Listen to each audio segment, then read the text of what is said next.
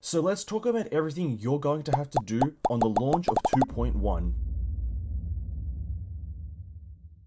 The thing that you're going to want to do first when you log in is most likely the quests. You'll be greeted with 3 new quests when you log into 2.1. The first major quest being the Archon quest that follows the rest of the Inazuma storyline, with you going to Kokomi Saganamiya and talking about the Raiden Shogun and all this different stuff that we saw in a lot of trailers. And the 2 other quests are going to be character specific quests, one for the Raiden Shogun and one for Kokomi Saganamiya. These quests follow their specific storylines and something else to do with their character development. Having now done the Archon quest and possibly the other 2 side quests, you would have unlocked the 2 new islands. You have Watatsumi Island and Seirai Island to explore in 2.1, and what you can expect to find on these islands is obviously a lot of quest stuff, but also a lot of exploration. So you've got more mini games, more chests, more electro sigils, and more electroculus to collect, and possibly the final few electroculus we need to get to a max level Shrine of the Seven. You've now done all the quests and explored both the islands to however much you wanted,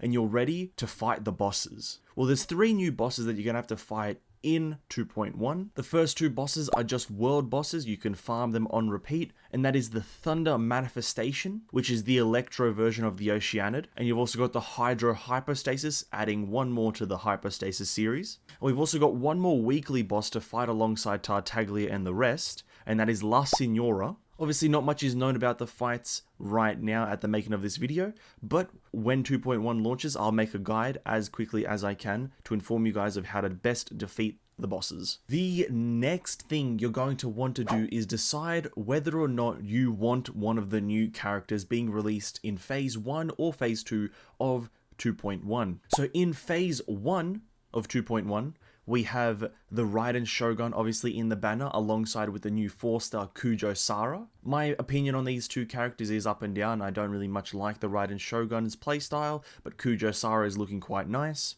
So it's up to you to decide if you want to roll on these characters. And alongside with these 2 characters, we have a new spear weapon coming into the weapon banner, which is the Raiden Shogun's signature spear. As a reference, we also do have Kokomi Saganamiya coming in very much later in the patch. We have her coming in Phase 2 of 2.1. Now, if you're not a fan of the Raiden Shogun, then you might be a fan of Kokomi Saganamiya. They're 2 very different playstyles, and you might enjoy one over the other. So I'd say it's a good idea to decide which one you want. Maybe after you watch a few guide videos, I'm going to personally try to make one on both Raiden Shogun and Kujo Sara to hopefully clarify to people if they want the character or not. And now finally, we have the new events coming in 2.1. We've got about 5 events and 1 web event coming in 2.1, and these events will span across the whole duration of 2.1, so both Phase 1 and 2. And at the start, we have the Moonlight Merriment. This is a 3-part event with like a bunch of different mini games to do and collect Primo Gems and a cool new 4-star weapon. We have the Passage of Clouds, which is not so much an event, but a daily login, where you'll be able to log in daily and get rewards. And at the end, you'll have in total 10 rolls onto the character banner. Next, we have the Hyakunin Iki event. This is a combat event where you'll get to choose different characters and do a bunch of stuff, fight enemies, get rewards. This is the kind of halfway point where this might be in Phase 1 or Phase 2. Fourth, we have the Lunar Realm. This is a fishing event and also the addition of the fishing mechanic. And the last event, which will be in Phase 2, is the Spectral Secrets event. We've had this one before, and it's where you talk to Catherine and you can send your characters on different tiered missions, ranging from S tier to A tier, B tier, and C tier. And the web event is the Engraved Wishes. Not much is known about this event right now. We just know it's going to be starting sometime in 2.1. All these events are very cool. I'll be putting up guides on these events as they release, obviously, on wherever I can put a guide. That is, Passage of Clouds isn't really a guidable event, but yeah, I'll be putting guides on all these events where I see fit, so stay tuned for those. And there you have it, guys. That's pretty much everything coming in 2.1. On a lot of these things, I'll be making a guide, be it the bosses, the events, the electroculus, the exploration stuff. I'll be putting up a guide on how to do all those things in kind of a good order of what's more important than what's not more important.